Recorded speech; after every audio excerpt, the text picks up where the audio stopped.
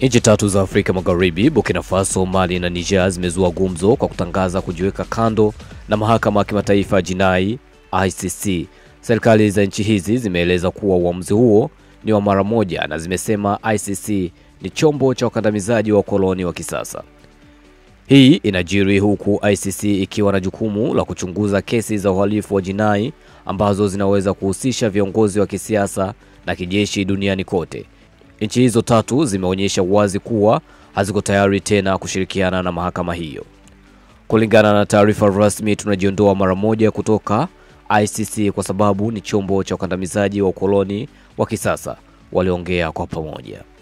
Uamuzi huo unafuatia mjadala mkubwa wa kimataifa kuhusu nafasi ya ICC barani Afrika, ambapo baadhi ya viongozi wanasema mahakama hiyo mara nyingi inawashughulikia viongozi wa nchi za Afrika huku ikiacha mataifa makubwa ya magharibi bila hatia yoyote. Hata hivyo, afisa wa ICC bado hawajatoa kauli rasmi kuhusu uamuzi wa Burkina Faso, Mali na Niger, huku jamii ya kimataifa ikiendelea kufuatilia kwa makini hatua zinazofuata. Maoni yako ni yapi hapo chini, sema comment kulingana na hiki ambacho nchi hizi tatu zimeamua kujitoa kwenye mahakama ya ICC.